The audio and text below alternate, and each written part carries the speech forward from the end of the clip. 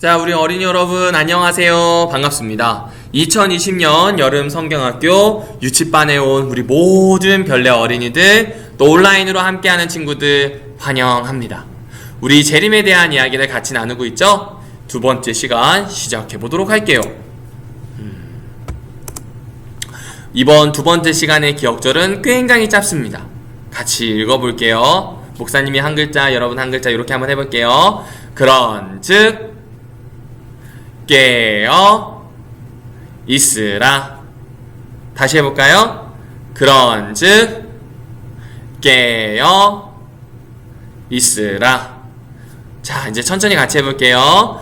그런즉 깨어 있으라. 맞습니다. 오늘은 재림의 준비에 대한 이야기를 할 거예요.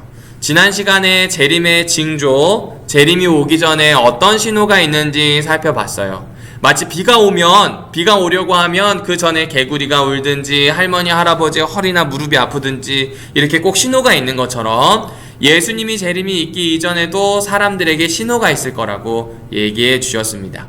그리고 그 이야기의 핵심으로 예수님을 믿는 사람으로 지혜로운 사람, 예수님의 말씀대로 살아가는 사람에 대한 이야기를 잠깐 살펴보았습니다. 오늘은 구체적으로 어떻게 재림을 준비해야 하는지, 징조에 맞추어서 어떤 삶을 살아야 하는지를 성경을 통해서 확인해 보도록 할게요. 오늘 이야기에는 10명의 여자친구가 등장합니다. 이 10명의 여자친구는 이제 결혼하는 한 신부의 친구들이었어요. 이 신부의 친구인 10명은요, 신부의 결혼식을 돕는 들러리였습니다.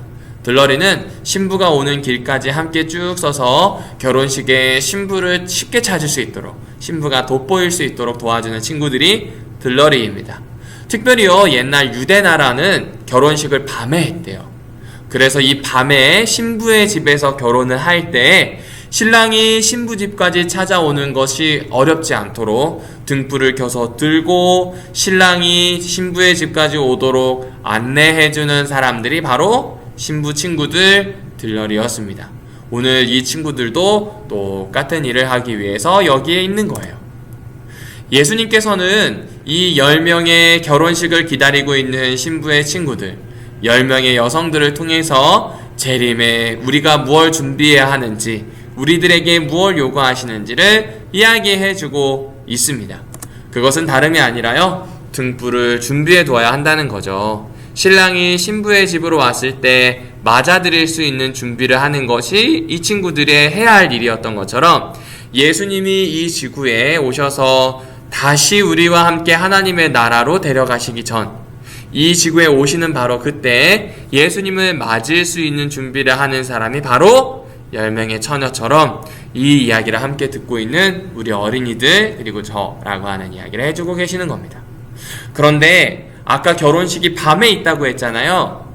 이 밤에 결혼식을 하기 때문에 사람들은 신랑이 올 때까지 때로는 길게 기다렸습니다. 여기 보니까 이 친구들도 처음에 8시, 9시까지는 괜찮았을 거예요. 10시, 11시, 이제 12시가 가까이 되니까 너무 졸려서 졸음을 이기지 못하고 참아 안 되는데 하면서 지금 잠들어 버린 거예요. 잠들어 버린 10명의 처녀, 10명의 친구들이 이렇게 앉아서 기다리고 있는 바로 이때 저기 멀리에서 신랑이 온다, 신랑이 왔어요 라고 하는 이야기를 신랑 친구들이 외치기 시작했습니다. 마을 끝에서부터 외쳤기 때문에 마을에 있는 모든 사람들이 일어나서 이제는 축하해줘야지, 이제는 결혼식에 참여해야지 하면서 막 부산하게 준비했어요. 자, 그러면 우리 이 10명의 친구들, 10명의 여자친구들도 드디어 자신들의 역할을 해야 되겠죠? 준비해야 되겠죠? 맞아요. 그것은 바로 등불을 들고 신랑을 맞는 일이었습니다. 그런데 문제가 생겼어요. 5명의 친구들은요, 이 등불이 꺼지지 않도록 기름을 미리 준비해 놔서 신랑이 와서 맞는 일, 신랑과 함께 들어갈 때까지 아무런 문제 없이 등불을 유지할 수가 있었어요. 불이 켜진 상태로 말이죠. 하지만 다른 5명은요, 기름을 준비하지 않아서 신랑이 오기도 전에 이 불이 꺼질 것 같은 거예요. 여러분 어떡하죠? 이럴 땐 어떻게 해야 하죠? 어떻게 하면 좋을까요? 어쩔 수 없이 5명의 친구는 남아서 신랑의 길을 안내하는 준비를 하고요. 나머지 5명은 한밤중에 불이 다 이렇게 기름집으로 쫓아갑니다. 그리고 그 기름집에서 기름을 얻어서 왔어요. 우와, 대단하죠? 그리고 그 기름을 얻은 다음에 막 왔어요. 등불이 꺼지지 않게 하려고 막 왔는데 불싸, 신랑은 이미 도착해 버렸고요. 5명의 친구들과 함께 먼저 들어가게 되었습니다.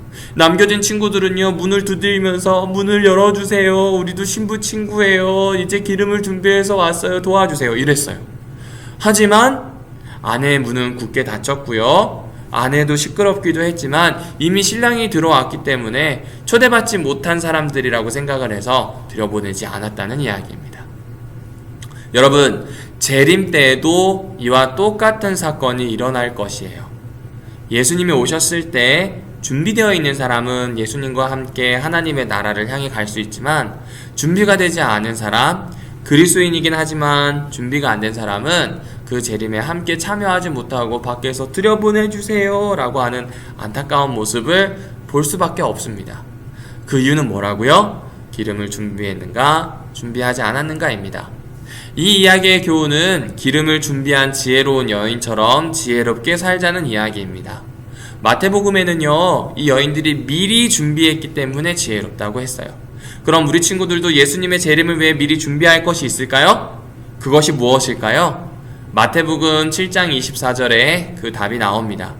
그러므로 내 말을 듣고 그대로 행하는 사람은 반석 위에다 자기 집을 지은 지혜로운 사람, 슬기로운 사람과 같다고 할 것이다. 맞아요. 마태복음에서는 5명을 굳이 지혜로운 사람, 그리고 미련한 사람으로 나누었잖아요. 지혜로운 사람이 되라는 거예요. 그리고 그 지혜롭다는 이야기를 마태복음 안에서 찾아보면요, 예수님의 말씀을 잘 듣고 그대로 행동하는 사람입니다. 기름을 준비한 지혜로운 여인들처럼 예수님의 말씀을 잘 듣고 그대로 사는 사람이 재림을 미리 준비하는 사람이라고 하는 것이 오늘 이야기의 핵심입니다. 여러분, 열처녀의 비유를 통해서 우리가 재림을 준비해야 한다고요? 하지 말아야 한다고요? 준비해야 합니다. 마태복음이 말하는 재림 준비는 무엇이라고요? 예수님의 가르침과 명령대로 사는 것, 그렇게 사는 지혜로운 사람이 되는 것 잊지 않았으면 좋겠습니다. 예수님이 재림하실 때요, 예수님을 믿고 따르며 준비했던 우리 친구들을 보면 얼마나 기뻐하실까요? 천사들과 함께 예수님이 이 땅에 내려오실 때 예수님 너무 기다렸어요. 저희는 예수님의 명령대로 살면서 사람들에게 빛과 같이, 등불과 같이 예수님의 모습을 보여주려고 노력했어요. 쉽지 않았지만 예수님 그거 최선을 다해서 해보았어요. 예수님 저희 칭찬해 주실 거죠? 라고 하면 예수님은 잘했어 우리 착하고 정말 귀한 유치반 친구들아, 우리 같이 하나님의 나라에 가자꾸나 라는 이야기를 해 주실 겁니다.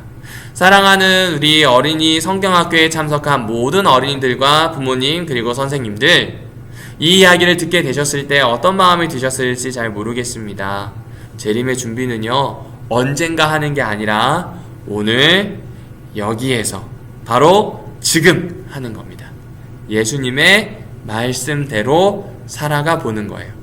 그 예수님의 말씀대로 살아가 보려면 어떻게 해야 될까요? 성경을 차분히 읽어가야 합니다. 어렵지만 성경을 차분히 읽는 일이 필요합니다. 우리 유치반 친구들도 이제 글을 배우면 성경을 차분히 읽으면 되겠죠? 그리고 아직 글을 모를 때에는 성경을 많이 듣고 잘 나와 있는 영상들로 성경을 많이 보면 좋겠어요. 그렇게 예수님의 말씀을 잘 귀담아서 마음에 새기고 삶에서 실천하는 친구들이 되면 좋겠습니다.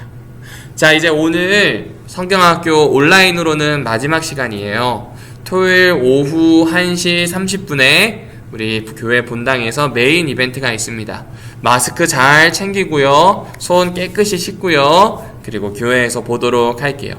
그렇게 이 메인 이벤트를 가지고 바로 수료식이 있습니다. 친구들 잘 준비해서 조금 이따 보도록 할게요. 자, 이제 교과 시간으로 들어가야 되죠? 우리 친구들 행복한 시간 되었으면 좋겠습니다. 신나게 예수님의 말씀을 활동해보는 시간 응원하겠습니다. 자, 우리 여러분 안녕.